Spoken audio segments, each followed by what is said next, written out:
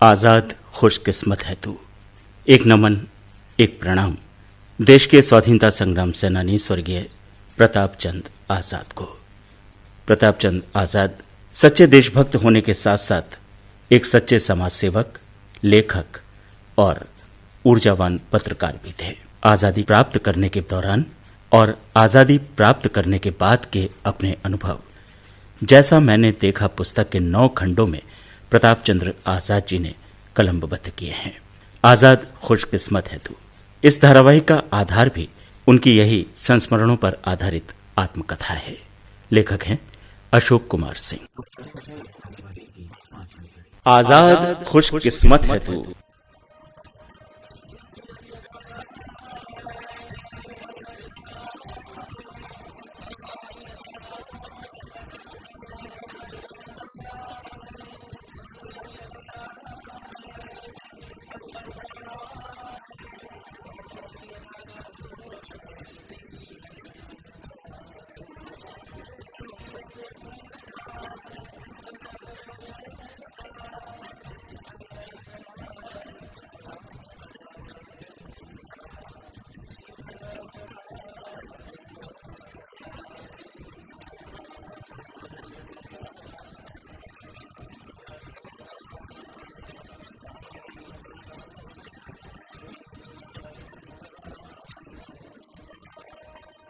श्री प्रताप चंद्र आजाद देश को आज़ादी दिलाने के लिए वो सब कुछ कर रहे थे जो कांग्रेस के वरिष्ठ नेता उन्हें सुझा रहे थे। एक तपे हुए और मंझे हुए कार्यकर्ता की भांति जहां वाक पटुता चाहिए थी तो वो भी कर रहे थे। जहां जनता के मन में बैठी निराशा निकालकर शांति पथ पर चलने के लिए चिंगारी पैदा करनी थी तो वह भी कर रहे थे। सर्वस्व लुटाकर एक मिसाल पेश करने की राह पर भी वो चल रहे थे। सैकड़ों हजारों लोगों के लिए एक अद्भुत उदाहरण भी वो बने हुए थे। बरेली या रुहेलखंड ही क्या, सूबे और देश के हर कोने से अंग्रेजों को देश से खदेड़ने के लिए भरसक आवाजें उठ रही थीं। आज़ाद हिंद फौज के नायक नेताजी सुभाष चंद्र बोस की विमान दुर्घटना में मृत्यु हो चुकी थी। शहीद भगत सिंह, राम प्रसाद बिस्मिल, जनाब अशफाकुल्ला खां समेत अनगिनत रणबांकुरे हंसते हंसते फांसी पर झूल चुके थे। चंद्रशेखर आजाद भी शहीद हो चुके थे। शांतिपूर्ण क्रांति के महानायक महात्मा गांधी अंग्रेजों के न लाठी डंडों से डर रहे थे न गोलियों से। जब अंग्रेजी प्रशासन बर्बरतापूर्ण रुख अपनाता तो वो विरोध करते। जब अंग्रेज जेल भेजते वो चले जाते। अंग्रेजी सत्ता और प्रशासन हैरान थे कि किसी भी दमन का ये कांग्रेसी हिंसा रूपी अभियानों से जवाब नहीं दे रहे हैं। हर जुल्म हंस हंस कर सह रहे हैं, लेकिन हर दमन का शांतिपूर्ण ढंग से विरोध जरूर कर रहे हैं। महात्मा गांधी के शांति पथ के अनुयायी बनकर पहले चंद लोग आते, धीरे धीरे सैकड़ों हो जाते, हजारों हो जाते, और ये एक दुबले पतले बापू द्वारा लगाई गई चिंगारी उनके सेना नायक पंडित जवाहरलाल नेहरू, सरदार पटेल और खान अब्दुल गफ्फार खान देश के हर भाग में पहुंचा रहे थे। करोड़ों की भीड़ सड़क पर आकर अंग्रेजी शासन के अंत की मांग कर रही थी। स्थानीय स्तर पर श्री आजाद भी चुनौती बने हुए हैं, सो अलग, परंतु अंग्रेजी सत्ता थी कि जिसकी चूल्हे हिलने का नाम नहीं ले रही थीं, लेकिन आशावान सब थे। मन में एक शक सुबह भले ही हो, लेकिन हर जुनूनी कह रहा था बस आज, बस कल। श्री आजाद जैसा मैंने देखा में लिखते हैं।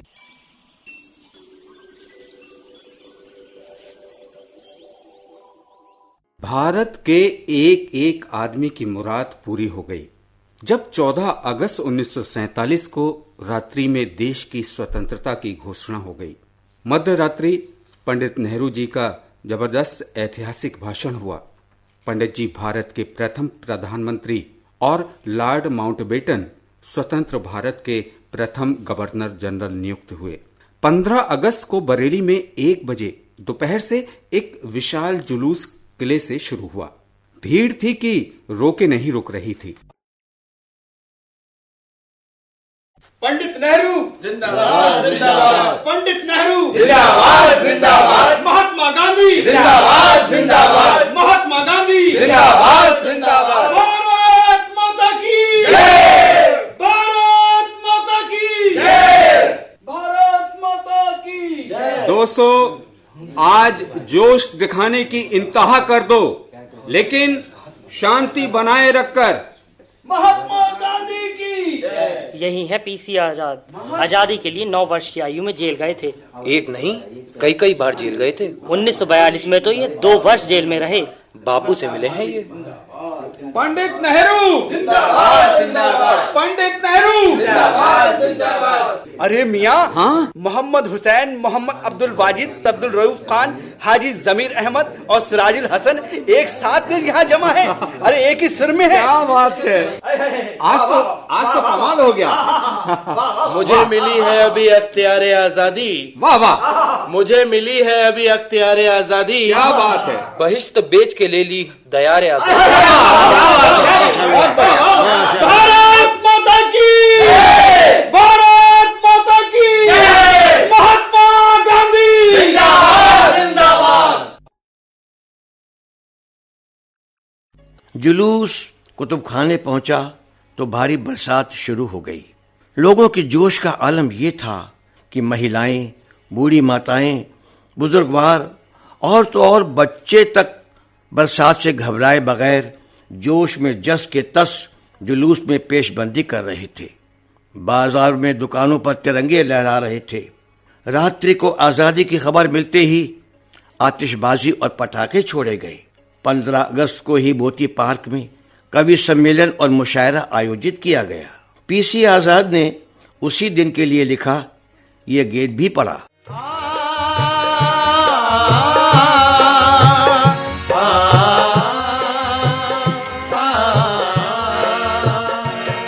प्यारा है हमको हमसे हिंदुस्तान हमारा, ये वादियाँ हमारी, ये गुलसितां हमारा।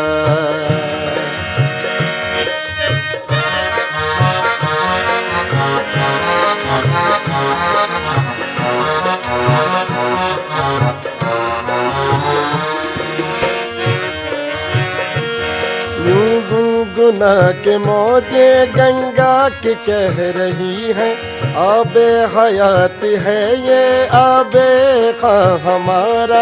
बच्चे की मुस्कुराहट से भी हसीन ज्यादा वो काश्मीर जो है बाग़े जिना हमारा। प्यारा है हमको हमसे हिंदुस्तां हमारा, ये वादियाँ हमारी, ये गुलसितां हमारा।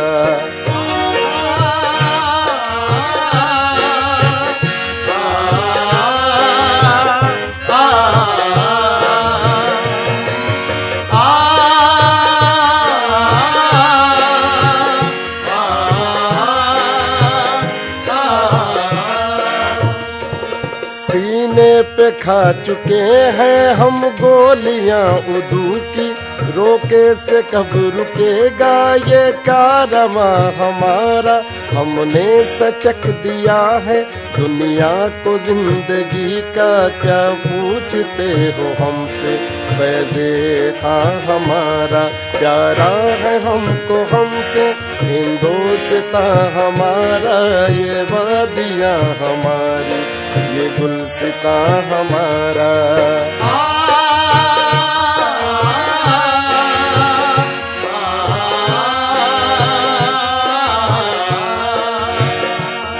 जज्बात हुर्रियत से भड़के हैं अब वतन में, आवाज बन गया है हर नौजवान हमारा।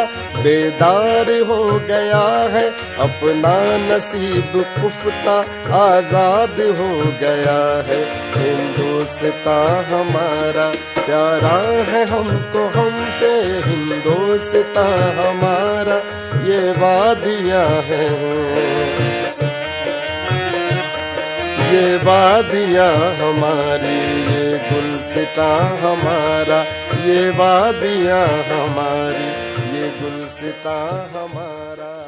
सेवक जी, संतोषी जी, साकिब बरेलवी, समर, राकिम, हलीम, असर, इबरत, अमीर आदि शायरों ने समा बांध दिया।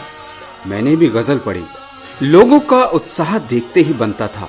मैं स्वयं, दामोदर स्वरूप सेठ साहब, बनवारी लाल शर्मा जी वगैरह जब भी कोशिश करते कि प्रोग्राम अब रोक दिया जाए, परंतु भीड़ थी कि अभी और करके सिलसिला थमने ही नहीं देना चाहती थी। शासन प्रशासन अभी छुटपुट बचा तो था, परंतु केवल काम चलाऊ रह गया था। जो कोतवाल और दरोगा हम स्वतंत्रता चाहने वालों को देखकर गुर्राने लगा करते थे, ऊपर से शालीनता रहती थी। सब जानते थे कि ये दिखावटी है, परंतु अंदर से ये सभी कांग्रेसियों और उनके समर्थकों को काट खाने को दौड़ते थे। 15 अगस्त को जब मैंने अपनी माता जानकी देवी को सूचना दी कि देश आजाद हो गया, वे बड़ी प्रसन्न हुई। मैंने झुककर आशीर्वाद लिया। वो बोली,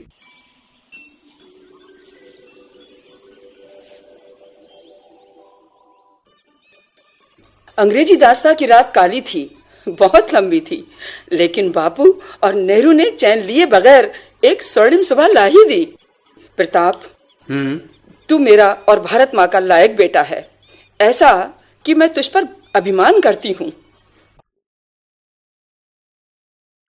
मुझे जैसे माँ के शब्दों में ऐसा पारिश्रमिक दे दिया जिसे पाकर मैं धन्य हो गया। माँ कुर्सी पर बैठी थी, मैं जमीन पर बैठ गया।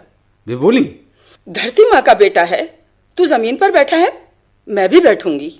मैं कुछ कह पाता उससे पहले ही वे भी कुर्सी खिसकाकर जमीन पर ही बैठ गईं। हम दोनों बात करने लगे। वे प्रसंग सुनाने लगी, कहने लगी,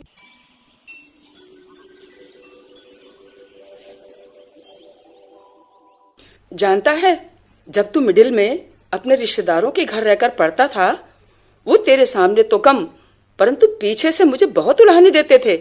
कहते थे, लायक माँ का नालायक बेटा है पीसी, बिना पिता का है ना, इसे माता की तकलीफों की जरा भी परवाह नहीं है। माँ तो बटाईदारों से या मजदूरों से खेती कराकर, जमीन का सीना चीरकर एक एक पैसा कमाकर लाती है और इस पर खर्च कर देती है।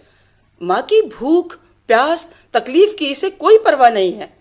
पढ़ने के नाम पर घर से जाता है, मटरगश्ती करता है, कांग्रेस के कार्यालय में बैठा रहता है, बस्ता टिकाकर नेतागिरी करता फिरता है, खुद बर्बाद होगा और कुनबे को भी बर्बाद करेगा। माँ आगे बोली, फिर भी ये कक्षा में पास पता नहीं कैसे हो जाता है। मैं सुनती रहती बिना प्रतिवाद किए। वे लोग जब भी समय मिलता मुझसे कुछ ना कुछ कहते ही रहते। मैं जानती थी कि तू लायक है, ये भी जानती थी कि महात्मा गांधी की, पंडित नेहरू जी की बताई राह पर चल रहा है। अपने गांव में भी मैं लोगों को मिसाल देती कि 15 वर्ष के प्रताप ने पंडित जी का सामीप्य हासिल किया, और तो और 23 वर्ष के प्रताप का सौभाग्य है कि बापू ने स्वयं उसे व्यक्तिगत सत्याग्रह करने की परमिशन दे दी। अंत में वे बोली, मुझे तुझसे इतना ही चाहिए था प्रताप, तूने मुझे सब कुछ दे दिया। माँ की बातें सुनकर मेरी आंखें भर आईं। मन पर काबू किया, सोचा भावुक नहीं होना है। भावुक हुआ तो माँ क्या सोचेंगी, कहीं वो रो तो नहीं देंगी। अतः मन स्थिर किया। थोड़ा समय जरूर लग गया। वो बोली,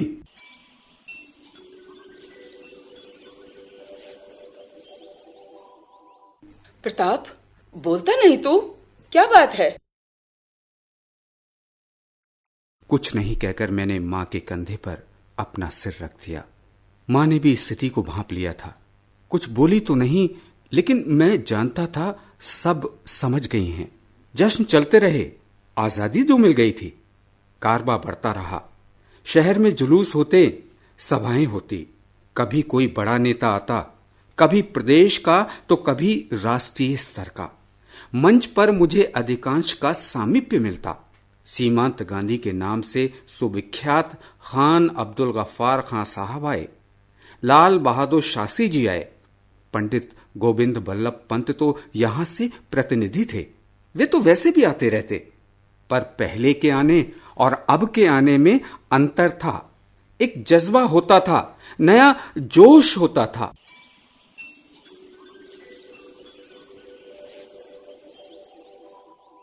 जैसा मैंने देखा में श्री आजाद लिखते हैं,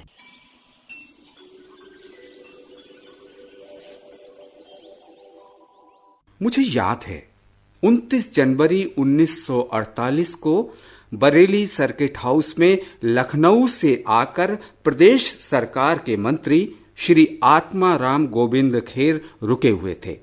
वे स्वायत्त शासन के मंत्री थे। मुझे बुलाकर कहा,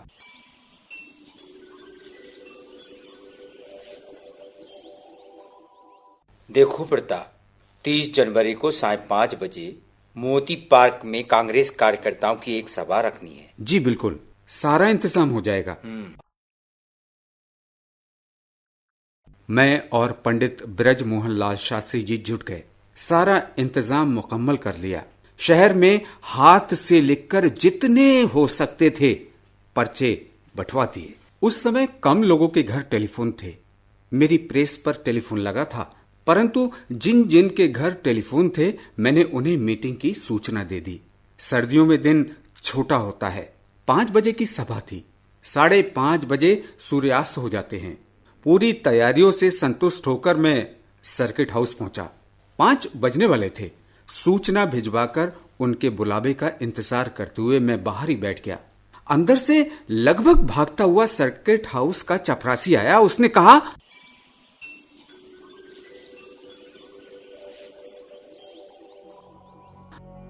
आजाद साहब, जिले के कोई अधिकारी आपको टेलीफोन पर बुला रहे हैं। मैं दौड़ा दौड़ा गया। पता नहीं क्या सूचना है। दूसरी ओर जिले के एक पीसीएस अधिकारी लाइन पर थे। हेलो कहते ही बोले,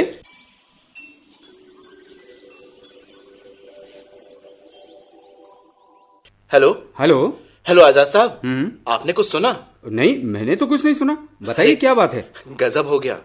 अभी रेडियो में विशेष संदेश आया है कि बापू को गोली मार दी गई। बापू को गोली मार दी गई? सुनते ही मेरे हाथ से टेलीफोन छूट कर गिर गया। मैं अवाक रह गया। सच मानूं या झूठ, मन समझ नहीं पा रहा था। कुर्सियां दीवार साइड में पड़ी थीं, लेकिन मैं धम्म से वहीं जमीन पर बैठ गया। चपरासी ने मुझे उठाया, बोला, आजाद साहब सब ठीक तो है? जवाब देने की मेरी हिम्मत नहीं हुई।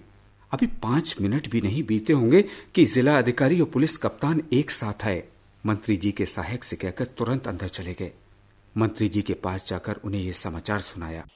मंत्री महोदय नमस्कार, आपको दुखद सूचना देने आए हैं। क्या दुखद सूचना? हाँ, महात्मा गांधी को गोली मार दी गई।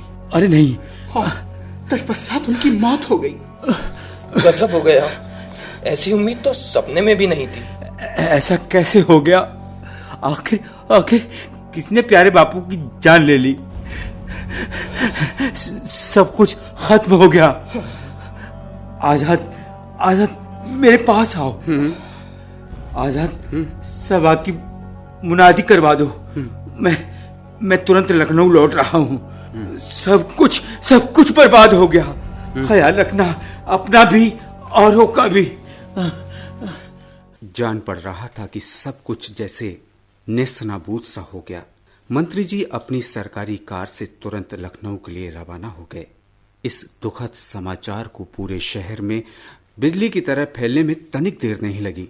बापू चूंकि हर एक दिल में बसते थे, अतः स्वाभाविक तौर पर शहर में तनाव हो गया। पूरे शहर की सड़कों पर पीएसी चौकड़ी काटने लगी। पुलिस की गश्त भी लगा दी गई।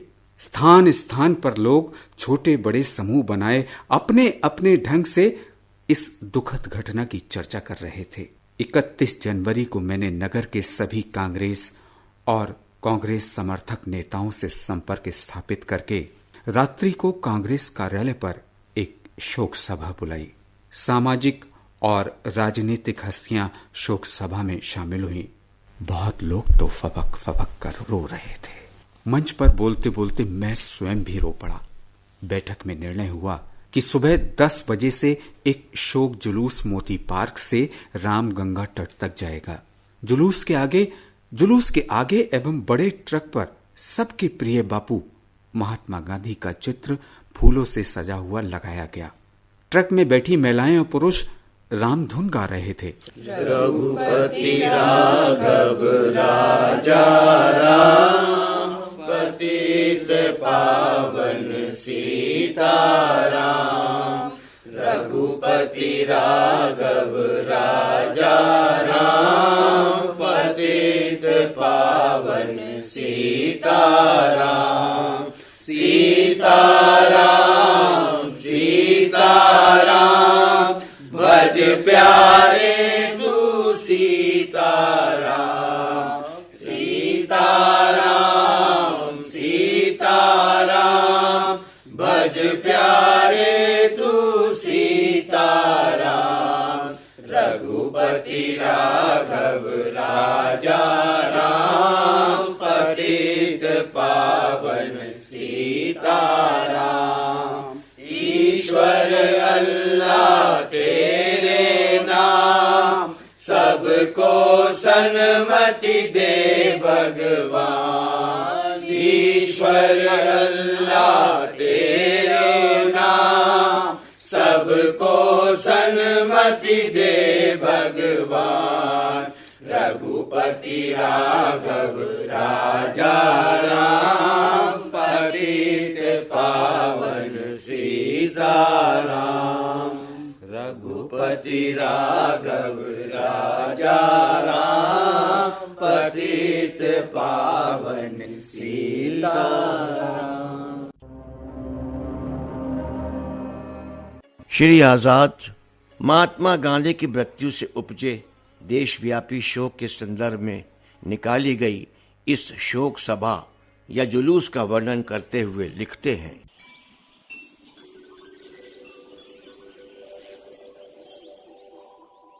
सबकी आंखें नम थी। कुतुब खाने से राम गंगा तट यानी चौबारी तक 6 मील लंबी एकजुट कतार थी। ये जुलूस कतई मौन था। बस ट्रक पर और ट्रक के आगे वृद्ध कांग्रेसी रामधुन गा रहे थे। हिंदू शास्त्र के रीति रिवाजों के अनुसार 13 दिनों तक बरेली में शोक सभाओं का क्रम चला। मैंने अपने साप्ताहिक स्वराज्य का ये अंक मोहनदास करमचंद गांधी यानी प्यारे बापू के प्रति श्रद्धा नमन होकर समर्पित कर दिया। उनके जीवन के सभी चित्र प्रकाशित किए। दक्षिण अफ्रीका में प्रिटोरिया सरकार के मुखालफत के नेतृत्व का वृतांत भी छापा। उनके महान भाषण, उनके सिद्धांत छापे, उनकी जीवनी छापी। यहां तक कि बापू के प्रति अगाध श्रद्धा का प्रदर्शन करते हुए ब्रिटेन की सरकार ने भी बापू को श्रद्धांजलि दी। मेरा ये अंक बहुत बड़ा और बहुत मोटा हो गया। माता जानकी देवी पर भी बापू की मौत का समाचार पहाड़ बनकर टूट पड़ा। वे बोली,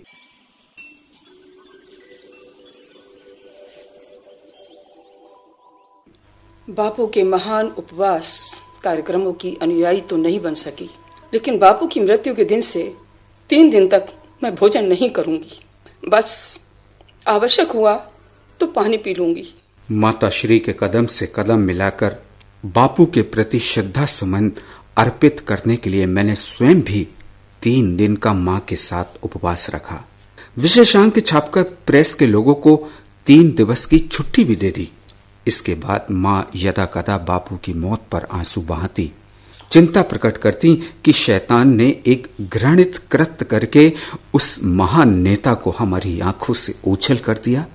विचारमय होकर बड़ी मासूमियत से जब वे पूछती, मैं कोई उत्तर नहीं दे पाता। ये सूनापन लंबे समय तक काटने को दौड़ता।